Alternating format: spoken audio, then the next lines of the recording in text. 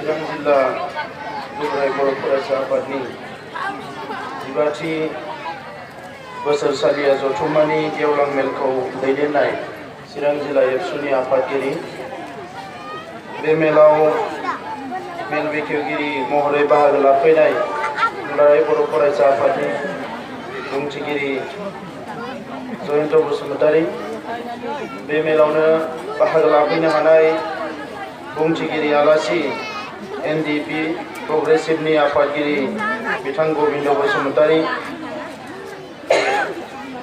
माननि आलासि बिथां रोंगोरा नार्जारी आरो चिरां जिल्लानि एमसिएलए बिथांमोन मिरु एबसुनि नेहाथारि अनिन बर' बिथां एनडिपिनि लेङाइ आफादगिरि बिजय ब्रह्म नखर नेहाथारि आइ डमिनिक आरो दैदेनगिरि बिथांमोन लोगोसे बाहागो लानो हानाय गुबुन गुबुन आफादनि मानगोनां दैदेनगिरि बिथांमोन पिपल जयेन्ट एक्शन कमिटिनि लिंथुमगिरि बिथांमोन दुलाराय बर' फरायसा आफादनि मिरुनि जिल्लानि आरो दख'रानि मावथि लोगोफोर बे आमटेका ओनसोलनि लोगोसे चिरां जिल्लानि गुबुन गुबुन जायगानिफ्राय गामिनिफ्राय बाहागो लाफैनो हानाय सिबिनां रायजो राजा नोंथांमोन फरायसुला फरायसुलि फंबाय बिनानावमोन दा बे समाव बाहागो लानो हानाय साफ्रोमनोबो आङो गोसो गोरबोनिफ्राय अननाय आरो सिबिनायखौ बावहरबाय लोगोसे बयनोबो गोदान बोसोरनि गाहाम हामलायनायखौ आङो बे समाव बावहरनाय जाबाय आरो लोगोसे मागो दमासिनिबो गोसो गोरबोनि हामलायनाय नोंथांमोननो बावहरबाय मानगोनां रायजोफोर चिरां जिल्ला दुलाराय बर' फरायसा आफादा बोसोरसालिया जथुम्मायाव लानाय थांखिफोरखौ आफादगिरिया फोरमायनानै होबाय नोंथांमोना बयबो खोनानो मोनबाय दा दुलाराय बर' फरायसा आफाद हिसाबै दिनै रायजो राजाफोरनि सिगाङाव आफादनि बागै गोबां खोथा बुंनांगौ होननानै आं साना मानोना रायजो राजाफ्रा दुलाराय बर' फरायसा आफादखौ जोबोद मोजाङैनो मिथिगौ जे थांनाय 50 बोसोर दुलाराय बर' फरायसा आफादा बर' हारिनि गुबुन गुबुन जेंनाफोरखौ लानानै थाद'नाय गैयाजासे जिरायनाय गैयाजासे खामानि मावबोदों आरो बे खामानि मावनायनि गेजेरजोंनो गावबो सोलोंदों हारिखौबो फोरोंदों गावबो सांग्रां जादों हारिखौबो सांग्रां खालामदों गावबो राफोद जादों आरो हारिखौबो राफोद खालामनो नाजादों दा दिनै मुलुगाव थांनानै थानांगौब्ला जोङो मोनसे गोख्रों आरो राफोद हारि जानांगोन आरो बे गोख्रों आरो राफोद हारि जानो थाखायनो थांनाय 50 बोसोराव दुलाराय बर' फरायसा आफादजों लोगोसे बर' हारिनि गुबुन गुबुन आफादफ्रा जि हाबाफारिफोर लादों जांख्रिथायनि हाबाफारि सोमावसारनायनि हाबाफारि गुबुन गुबुन समाज फोसाबनायनि हाबाफारि बे मोनफ्रोमबो हाबाफारियाव दुलाराय बर' माहारिया बाहागो लाबोदों दा मानगोनां रायजोफोर बर' हारिनि आथिखालनि थासारिखौ लानानै जोंहा रावबो गोजोननाय गैया मानोना जों हास्थायनाय जों लुबैनाय बर' हारिखौ जों दासिमबो दानानै लानो हायाखै एबा मोनफुंनो हायाखै जोङो माबायदि बर' हारि लुबैदों जोङो बयबो हास्थायदों लुबैदों बुहुमाव बयनिख्रुइबो मोनसे जौगाथार सोद्रोम समायना रमायना आब्रुथि गोनां फारफ्रोमबो बिथिंनिफ्राय रोंखा राखा आरो गोख्रों मोनसे बर' हारि जायखौ बड'फाया गेरेमसा माहारि होननानै बुंलांदों एबा गेदेमा माहारि होननानै बुंलांदों दा सासे सुबुङा जेरै गेरेमसा एबा गेदेमा जानांगौब्ला गोब्राब खामानि मावनो गोनां जायो मोनसे हारिया गेरेमसा आरो गेदेमा जानो थाखाय बेबायदिनो गोब्राब खामानि मावनो गोनां जायो जोंनि बर'नि न'खरा सासे सानै मानसिनि न'खर नङा जोङो आसामाव गासै दिनैनि सुबुं सानखौबो नायोबा जोङो 16निफ्राय 17 लाख बर' सुबुंफोर आसामाव दङ बे 16निफ्राय 17 लाख बर' सुबुंनि मोनसे न'खर जेराव जोंहा बिदा फंबाय बिब' बिनानाव बयबो दङ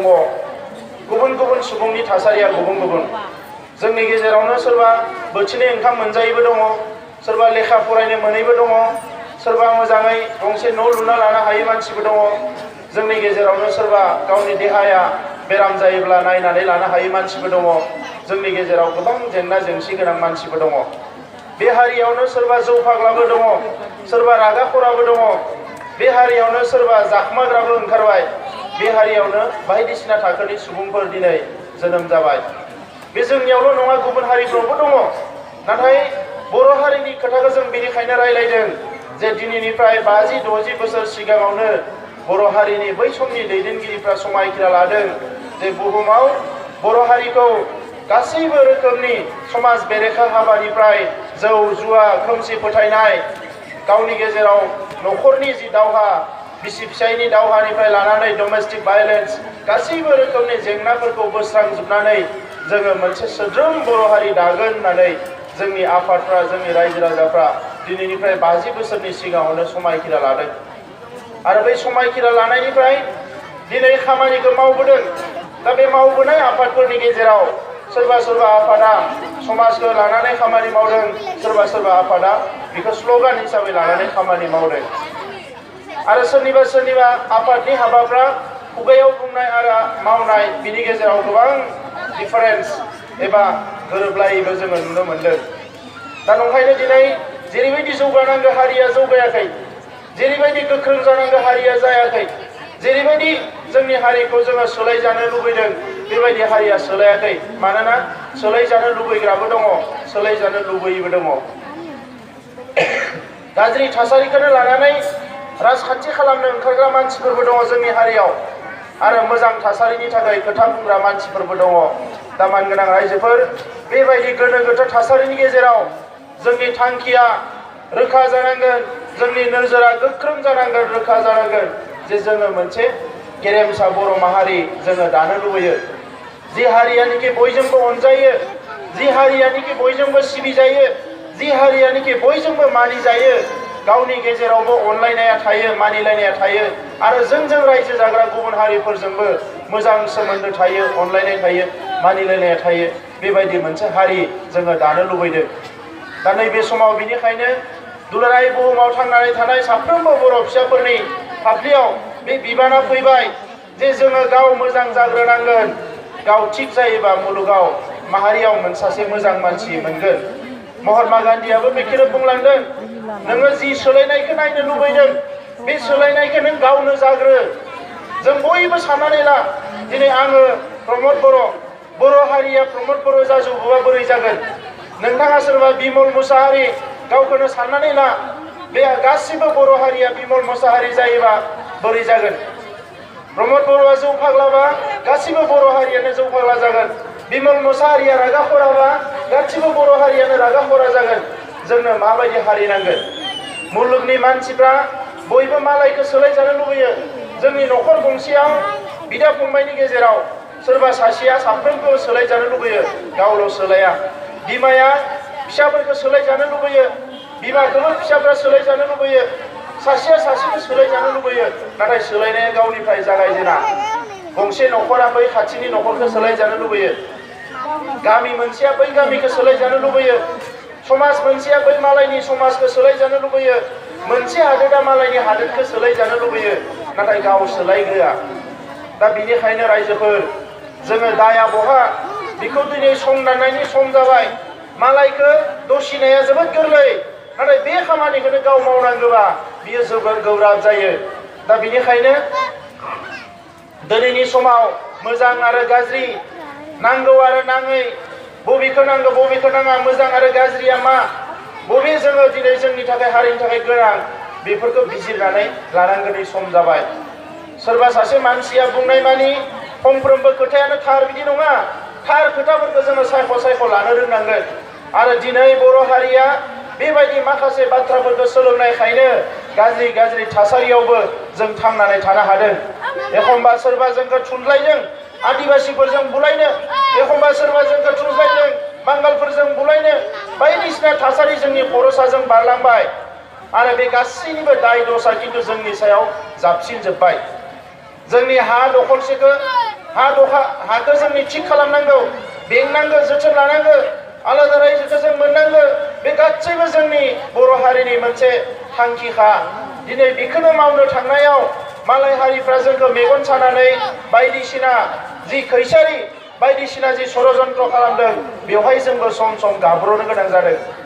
दा दिनै जोङो बिनिखायनो जोबोद कसियासलि जोबोद सांग्राङै जोङो आगानफ्रामबो होनांगोन। मानगोनां रायजोफोर, जोंनि साखाथि फाखाथि उन आरो सिगां जेरावबो सु गोनां अर गोनां जोंनि लामा हान्थिनाया।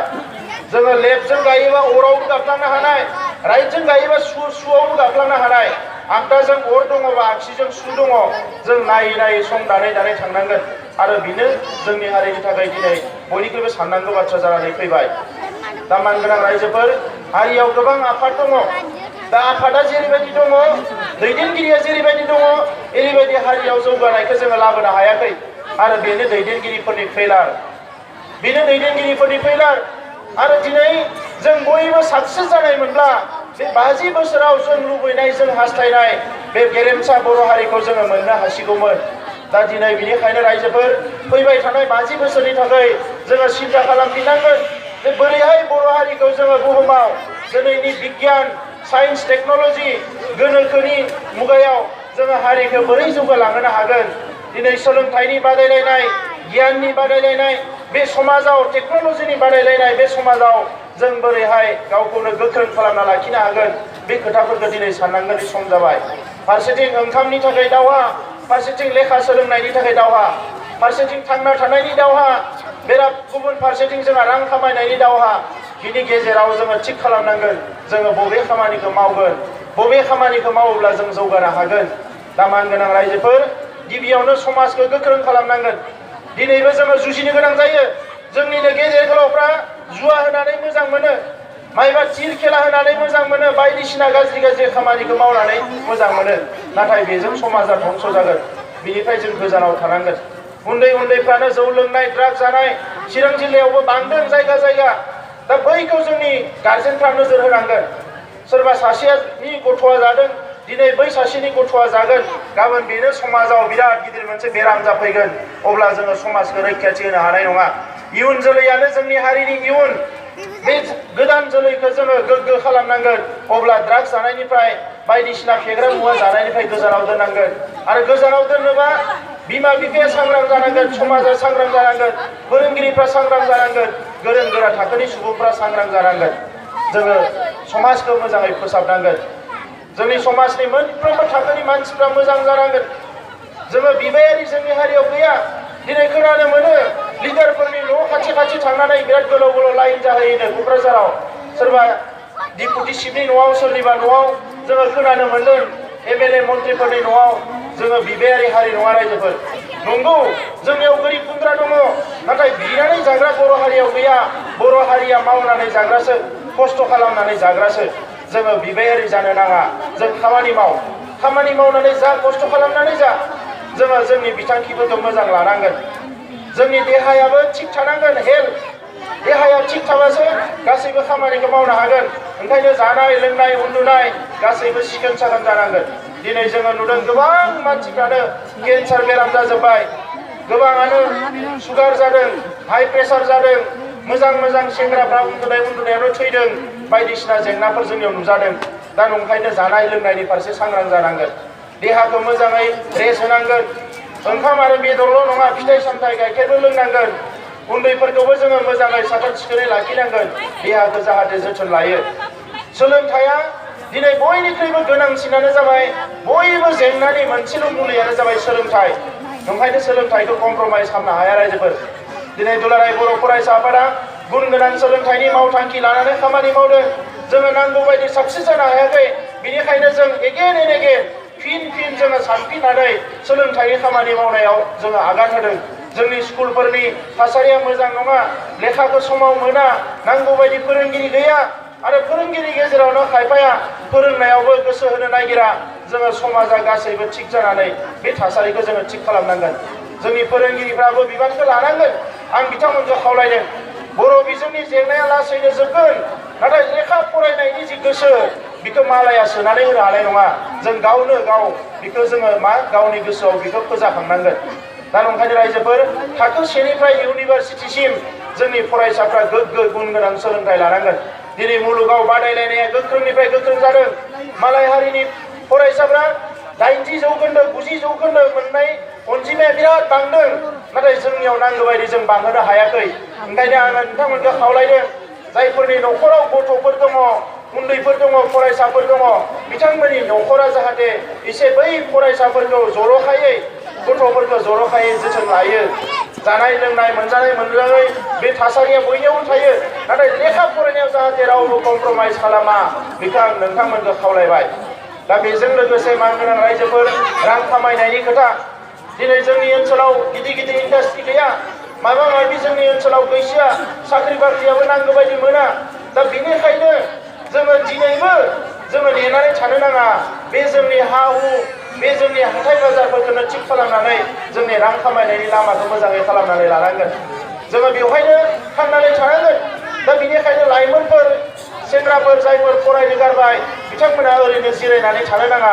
आबाद माव बायदिसिना दाउ अमा फिसि हेबनाय जि खामानि मोनो बेखौनो माव मटर मेकानिक जायो गारि ड्राइभार जायो जि जायो जिखौनो मोनो बेखौनो मावनो हायो दिनै आइजोफ्राबो जोंनि आइजोफ्रा गोबां सांग्रांखा गोख्रोंखा दिनै जि दखान होयो मैगं थाइगंनि दखान होयो बायदिसिना होयो दा बेजों लोगोसे गुबुन गुबुन खामानिफ्रावबो जोंनि आइजोफ्राबो आखाइ होनांगोन दिनैनि रांखान्थियाव न'खराव सासेल' खामायनानै साबाया जिरायनानै जायोबा बे न'खरा रांखान्थियाव मालाबाबो जौगानो हानाय नङा ओंखायनो न'खराव साफ्रोमबो खामायनो हानाय जानांगोन दा बे बिथिंखौ जाहाथे जोङो नोजोर होयो ओरैनो जिरायनानै रावबो थानो नाङा गुबुन माहारिफ्राव गुबुन समाजफ्राव ओरैनो जिरायना जाग्रा मानसिनि अनजिमाया खमायलांबाय बिनिखायनो बिथांमोना रांखान्थियाव बिराद जौगालांदों दा रायजोफोर बेफोर खोथाफोरखौ नोंथांमोना गोसो होगोन होननानै आं बे समाव सानबाय गुबुन फारसेथिं फैबाय जोंहा गुबै जेंनाफ्रा बड'लेण्ड जेंना एनडिपिनि जे जेंना बायदिसिना जेंनाफोर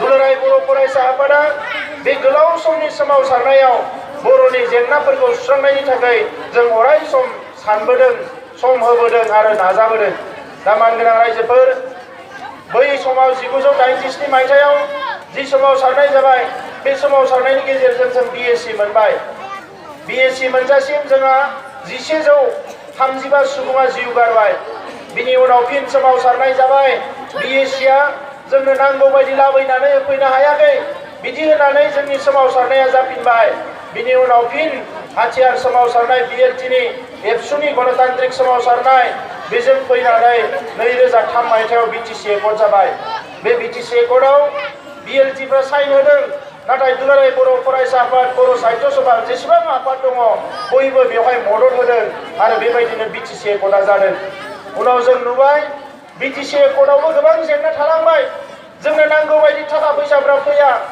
जेरैबायदि नांगौ ओरैबायदि जोंनि फान्डा फैया आसाम सरकारा फैसाफोरखौ लाखिनानै एफा एनैल' हरो जोंनि जौगानाया नांगौ बायदि जाया बिटिसिआव जिखिनि साबजेक्ट मोनबाय डिपार्टमेन्टखौ बिनि आयेन कानुनफोरखौ मोनसेबो बानायना लानो हायाखिसै 15 बोसोराव हा हुखौ नांगौ बायदि जोथोन लानो हायाखिसै कुनु इन्डास्ट्रि मोनसे गायसननो हायाखै रायजो राजाफ्रा मावनानै जानो थाखाय जेबो खाबु होनो हायाखै बे एफा एनै लामा बानायनाय मा बानायनाय बे सेन्ट्रेल माखासे स्किम स्टेटनि माखासे स्किमफोरनि गेजेरजोंसो जाबाय बेबो जेबो क्वालिटि गैया दा बेनिखायनो बै समाव जे एनडिपिनि सिजफायार जाबाय 2005 मायथाइयाव बे सिजफायार जानायनि गेजेरजों आरो दुलाराय बर' फरायसा आफादनि सोमावसारनायनि गेजेरजों माबा मोनसे मोनफुंबावनांगौ बर' हारिया होननानै जों नाजाबोबाय जोङो बुंदों जोंनि जोबथा टारगेटआ आलादा रायजो दुलाराय बर' फरायसा आफाद बर' माहारिनि जोबथा थांखिया आलादा रायजो नाथाय मानगोनां रायजोफोर आलादा रायजोआ हाजोंल' सुबा जानाय नङा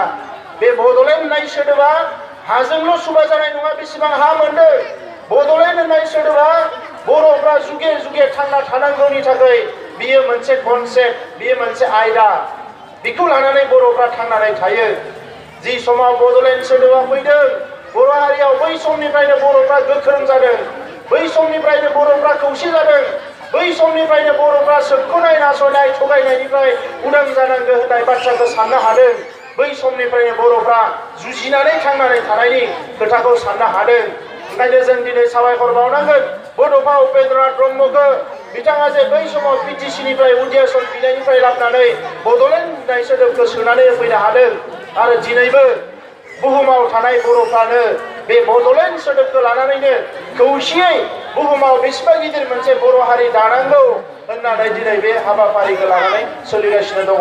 आरो दुलाराय बर' फरायसा आफाद बड'लेण्ड बे मोननै सोदोबा मोनसे फैसानिनो मोननै बिखुं। नाथाय मानगोनां रायजोफोर थांनाय समाव सम आरो थासारिखौ नायनानै दान्दिसे जिरायलाय दान्दिसे थांलाय दान्दिसे जिरायलाय दान्दिसे थांलाय माखासे थांखिखौ लानो गोनां जादों। मानोना आसामाव जायफ्रा रायजो खुंदों, जायफ्रा जोंखौ दैदेनदों, जायफ्रा जोंखौ रुल खालामदों, बिथांमोना जोंनो सिबिं गरसेबो होनो राजि नङा। बिथांमोना दिनै जों बड'लेण्ड बिदों नैबे बिटिसिनि बारनानै गामि गंसेबो होनो थाखाय बिथांमोना राजि नङा जोंनो। आरो माबा मोनसे पावार होनो थाखाय बिथांमोना मालाबाबो राजि जाया, मानिनानै लाया। जि दङ बेखौनो दानखाबावनांगो, दानख' दुनख' खालामनानै फिनिश खालामनांगो होननायावसो बिथांमोना अराय सम थायो। दा नंखायनो रायजोफोर जों बयबो मिथिगौ, जेब्ला आसिया थोंजोङै जोङो माने मा होनो सुनैखौ बरननानै गय जानो हायाब्ला आसिखौ एसे खेंख्रा खालामनांगौ होननाय बायदियै जोङो बे लामाफोरखौ लाबोबाय थादों। ओंखायनो बड'लेण्ड बिनानै बिएससि लादों, बड'लेण्ड बिनानै बिटिसि लादों। आरो आथिखालाव भारत सरकार, आसाम सरकारजों सावरायनाया सोलिगासिनो दङ। जों दुलाराय बर' फरायसा आफादनिफ्रायबो बेवहाय एक्टिभ रल लादों, एनडिपिपि प्रग्रेसिभनिफ्राय एक्टिभ रल लादों। आरो जों बुंदों बर'फोरनि थाखाय जोंनि नैबे जेंनाया जोबोबा बे गोरोबथाखौ जों बरायगोन। नाथाय नैबे जेंनाया जुदि जोबाब्ला बे गोरोबथाखौ जों बरायनो हानाय नङा। दिनै गभर्नमेन्टआ जोंनो माखासे प्रप'जेल होदों। बिथांमोना बुंदों जे नोंथांमोननि नैबे खामानिखौ जों मावनानै होनो हायो। जोंहा सानस्रि नांगौआ जाबाय बे बड'लेण्ड ओनसोलाव थानाय बर' फिसाफ्रा बिएससिनि समावबो एफा एनै मोनजाबाय, बिटिसिनि समावबो एफा एनै सोरबा सोरबा मोनजाबाय। नाथाय बाहेराव थानाय 5-6 लाख बर' फिसाफ्रा बे 30 बोसोराव जेबो मोनाखै। ओंखायनो जों बुंदों दुलाराय बर' फरायसा आफादनिफ्राय एबार जि गोरोबथा जागोन बेवहाय बाहेरनि बर' फिसाफ्राबो माबा नङा माबा मोननांगोन। कार्बि आंलंनि बर'फ्रा ओरैनो थालांबाय, बिथांमोनाबो सोमावसारबाय, बिथांमोनाबो गुलि जाबाय। नाथाय कार्बि आंलंनि बर'फ्रा जेबो मोनाखिसै। दा बेनिखायनो जोङो हास्थायदों एबारनि जि गोरोबथा बे जानो गोनां गोरोबथायाव कार्बि आंलंनि जेंनायाबो जोबनांगोन। आरो जेरैखि जाया बड'लेण्डनि सिमाया बारायनांगौ, बेखौ लानानै जों गभर्नमेन्टजों नारा नाथा जुजिगासिनो दङ। दा मानगोनां रायजोफोर गोजौजों थाङाबा गाहायजों थांनांगोन, बे कनसेप्टखौ जों लादों। बड'लेण्डआ दिनै नङा गाबोन जाखाथारनांगोन, बेवहाय रावहाबो कमप्रमाइज गैया। नाथाय दिनै जोंखौ जेरैबायदि फारफ्रोमनिफ्रायबो नाख्रेबदों, फारसेथिं बड'लेण्ड बिनायाव होबथाग्राया गिबियाव जोंनि न' सिङावनो दङ। बड'लेण्ड बियोबा बड'लेण्ड नाङा, बड'लेण्ड जाया, एबसुजों रायलायनाङा, एबसुजों खुनु खामानि मावनाङा होननानै सरकारखौ बुंहैग्राया जोंनि न'खरावनो दङ। मैयाबो बुंदों, दाख्लैबो बुंदों, नोंथांमोनाबो नुदों। आं बिथांमोननि नामखौ गोदान बोसोराव मुंखौ लानो नागिराखै, बहाबा मिथिगौबायगोन माने एसे दैफोर लोंबाय बायदिबा दिगदारसो जागोन होननानै। बिथांमोना जोंनि मुंखौ लायाबानो दैबो मन'नो हाया, ओंखामबो मन'नो हाया। दुलाराय बर' फरायसा आफादनि भुटानो बिथांमोनखौ उन्दुलाङोआ। नाथाय जोङो बिथांमोनखौ अनो, जोंनिनो मानसि होननानै जोंबो बिथांमोनखौ सिबियोबो। नाथाय बिथांमोना दिनै दुलाराय बर' फरायसा आफाद होननाय जि सोदोब बेखौ बिराद थोर गियो। दा रायजोफोर बेवहाय जोंहा उपाय गैया। बे दुलाराय बर' फरायसा आफादा आइ आफा रायजो राजाफोरनि आफाद, गावनि फिसाफोरखौ, गावनि जोहोलावफोरखौ ज' खालामनानै, जायफोर लेखा फरायबाय, लेखा गोरों जाबाय, ज' खालामनानै आफाद दानानै होदों दुलाराय बर' फरायसा आफाद। आरो नोंसोरो खुनु मोनसे सक्तिजों कमप्रमाइज खालामालासिनो जुजिलां।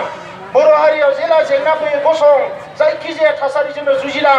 गावनि जा मालायनि जा रावजोंबो खर' गंलायनाङा हारिनि खामानि मावनायाव, बेखौ होनानै बिबान होदों एबसुखौ। आरो एबसुआ बे बिबानखौ रुजुनबाय थादों। नाथाय दिनै जोंनि गेजेराव बिराद साननांगौ जाफैबाय। एनडिपिनि जोहोलाव बिथांमोना दिनै मानगोनां गबिन्द बसुमतारी दाया बेवहाय दङ। सासे मोजां फरायसामोन, सासे मोजां फोरोंगिरिमोन। नाथाय गावनि केरियारखौ गारनानै दिनै बैसोआ बेसेबांबा बैसो जाबाय, बे समसिम हारिनि थाखाय जुजिगासिनो दङ। सोरबा सोरबा जेलाव थाहैबाय, सोरबा सोरबा हाग्रायावबो दङ। दा बे थासारियाव बर' हारियाव गोजोना बोरै फैगोन? गोबाङानो न'आव फैफिननाय नंला, जिउआ जोबलांबाय बिसिना। नाथाय गोबाङानो जेलाव दङ। मानो दङ जेलाव गावबो मिथिया। आसामनि मोनफ्रोमबो जेलाव 100-150 बर' सेंग्रा सिख्लाफोर दङ दिनै जेल जानानै बिमा बिफाजों सोमोन्दो गैया। बै जेंनाफोरखौ फोजोबनांगोन आरो बिसोरखौ जोङो न'आव लाबोनानै होफैनांगोन। मानोना बिसोरो जोंनि बर' फिसा, गाव गोसो जानानै हारसिंनो थाङाखै। बिसोरो बर' हारियाव मोनसे जेंना जादों होननानै सोमावसारनायाव बारसोमदों आरो दिनै मुलुगावनो हाथियार सोमावसारनायखौ फिनिश खालामनो होननानै सरकारफ्रा नांगासिनो दङ। आलफाजों मा जादों नोंथांमोना नुबाय। आलफा बेसेबा गिदिर शक्तिशाली हारसाफोरनि संगठनमोन, दिनै बिथांमोना थेर बेथेर जाबाय। गभर्नमेन्टआ जेबो सुक्ति खालामनो नागिराखै। एनएसियानखौ नोंथांमोना नुबाय, बेसेबा बोसोर जाबाय, 36 बोसोर जाबाय सिजफायार खालामनाया। गाबोन ख्रिस्टमासाव माबा मोनसे मोनगोन, समफोर माबा मोनसे मोनगोन होननानै खोनायो, नाथाय दासिमबो जेबो जायाखै। दा बेखौनो नुनानै जों सानदों जे जोंनि एनडिपि जि हाथियार लानानै सोमावसारनाय, बिथांमोननि सोमावसारनायखौबो सरकारा बेबायदिनो षड़यन्त्र खालामनानै ओरैनो थांहोनो नागिरदोंब्ला जों बेवहाय नांगौबा एसे सानफिननानै बोरैबा सन्मान सहकारे फिनिशिंआव फैनानै बिथांमोनाबो न'आव फैनानै मोजाङै जोंनि आद्रा थालांनाय बड'लेण्डनि जि सिमां बेखौ गणतान्त्रिक भावे पलिटिकेलि नांलांनो हायो नामा, बै लामाखौ जों बरननो थाखाय बे सुक्तिया जाथों होननानै जों बयबो माने गोसोखौ बानायगासिनो दङ। रायजोफोर जागोन ना जाया? रायजोफोर बुजिनो हादों ना हायाखै? रायजोफोर दा बेनिखायनो मानगोनां रायजोफोर जे दिनैनि समाव दुलाराय बर' फरायसा आफाद एनडिपि प्रग्रेसिभ गासैजोंबो जोङो सावरायनानै जे सरकारा जिफोर अफारफोरखौ बायदिसिना जासिनायफोरखौ जोंनो होदों बेखौ जोङो एग्जामाइन खालामनानै आनजाद नायगासिनो दङ। आरो बेयो जुदि आफाद नैबे समाव जोंनि जेंनाखौ सुस्रांनो थाखाय जथेस्थ रोखोमनि जायोब्ला बेखौ जोङो गनायनानै जोङो उननि हाबाफारिखौ मावलांगोन होननानै जोङो बिजिरगासिनो दङ। दा नैबे समाव आं गोलाव सम बुंनो सानाखिसै। बिथां गबिन्द बसुमतारियाबो जोंजों दङ, दसे उनाव बिबुंथि लाखिगोन। नोंथांमोना जाहाथे बयबो खोनासंनानै थाङो आं बेखौ खावलायबाय। आरो जोबथारनायाव बे आमथेखा ओनसोलनि चिरां जिल्लानि गासिबो बर' फिसाफ्रा नैबे गोदान बोसोराव आलो गोजोनै संसार जानो हायो, बयनिबो न'आव अनलायनाय थायो, जोंहा फरायसाफ्रा मोजाङै लेखा फरायनो हायो, देरहासार जानो हायो, बिनि थाखाय अबंलावरिनि खाथियाव आर'ज गाबनानै आंनि बुंनायखौ बेयावनो फोजोबबाय। गोजोन्थों।